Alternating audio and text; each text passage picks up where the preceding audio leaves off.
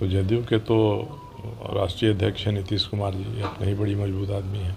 अभी सीट के बारे में क्या बात होगी, जब मैंने पार्टी ज्वाइन कर लिया तो पार्टी ज्वाइन करने के पहले मैं निर्दलीय था, इंडिपेंडेंट था। मुझे अपने लिए खुद ही तय करना था मैं क्या करूँगा, क्या बोलूँगा। अब जब एक दल में आ गया हूँ तो हर दल का एक अनुशासन होता है, तो उस अनुशासन के परिधि में रहकर ही अपना विचार व्यक्त करना होगा। चुनाव लड़ने की बात है तो एनडीए के साथ नीतीश जी की सरकार दिल्ली में भी है और बिहार में भी है।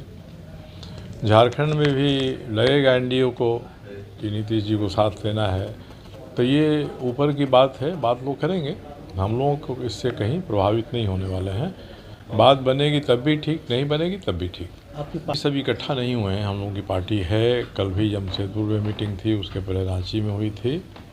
उनका कहना है कि हम विलय करेंगे तो जो जनता दल यू की इकाई है उसके एक बार बातचीत हो जाएगी औपचारिक, और बातचीत हो जाएगी। हम लोग को लगेगा कि नहीं मिल जाने से अच्छा होगा हम लोग के लिए तो मिल जाएंगे, लगेगा अलग अलग रहें उसके लिए भी लोग तैयार हैं। अभी तो अगला चुनाव आ रहा है ना, उस चुनाव के ही दृष्टि से पार्टियों की या जो राजनीतिक व्यक्ति हैं उनका जो भी कदम होगा वो चुनाव को ही देखकर होगा।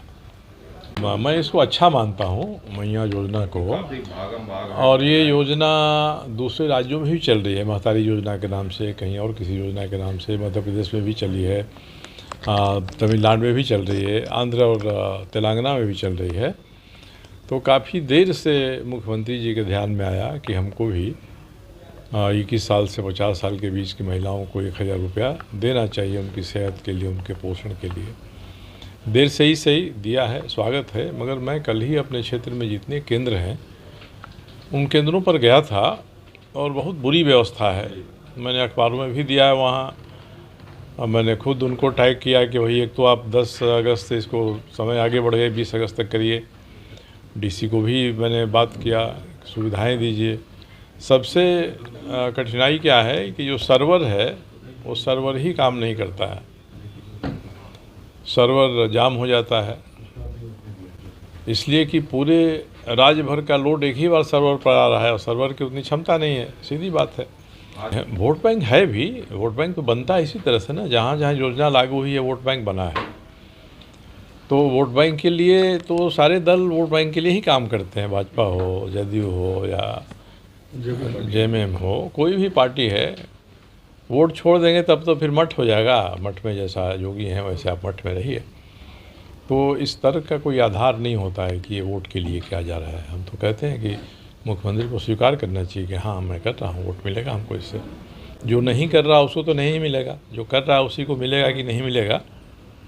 इसलिए जनहितकारी योजना है, सरकार के खजाने का पैसा जनता तक सीधे पहुँच तो रहा है। हम तो चाहते हैं कि जो नौजवान हमारे हैं 20 साल के ऊपर के, 50 साल के नीचे की उम्र के, उनको भी बेरोजगारी भत्ता के नाम पर 3000-4000 रुपये की राशि देनी चाहिए मुख्यमंत्री जी को। और मेरी कल बात सुना उन्होंने तो 5 दिन समय बढ़ाया है मैया सम्मान योजना का।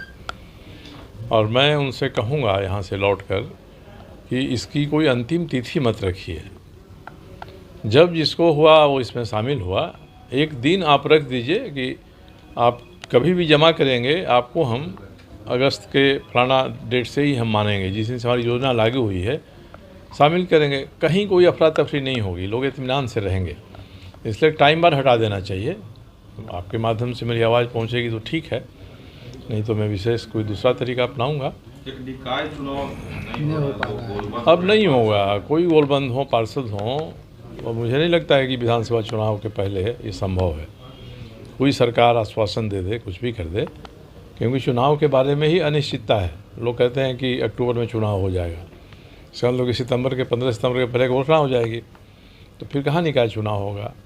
समय पर भी होगा तो नवंबर में आचार संहिता लग जाएगी, तो कोई 2 महीने में सरकार की इतनी क्षमता तो नहीं है कि चुनाव करा ले। इसलिए व्यवहारिक दृष्टिकोण अपनाना चाहिए, हम लोगों को मानना चाहिए कि विधानसभा के चुनाव के बाद ही अब संभव है निकाय का चुनाव। देखिए, घुसपैठिया का जो विषय है ना, वो हर देश के हर आदमी के लिए राष्ट्रीय हित का मामला है। एक तो इसको किसी एक दल को पेटेंट नहीं कराना चाहिए। घुसपैठियों को पकड़ा गया था, उनको थाना में दिया गया था, तो घुसपैठ तो बाहर से नहीं होनी चाहिए, मगर यहाँ अब ऐसे भी लोग हैं जो उस घुसपैठ की तरफ से ध्यान हटाने के लिए बता देते हैं कि रांची में, धनबाद में, जमशेदपुर में भी जनसंख्या बढ़ रही है। तो देश का तो संविधान कहता है कि देश का नागरिक कहीं आने जाने, रहने, व्यापार करने, नौकरी करने के लिए वो स्वतंत्र है। अगर संविधान बदल दें और कहें कि दुनिया का कोई भी देश हमारे यहाँ आ सकता है, बैठ सकता है, रह सकता है, तो एक बात अलग है। आज तो ऐसी स्थिति नहीं है। राष्ट्रहित का मामला मानकर इसको देखना चाहिए और सभी व्यक्ति, सभी दल समान रूप से आए। इसको नारा नहीं बना के, निष्ठा का सवाल बना के हम सभी को चलना चाहिए। प्रभातखबर.com, विश्वास वही, रफ्तार नहीं।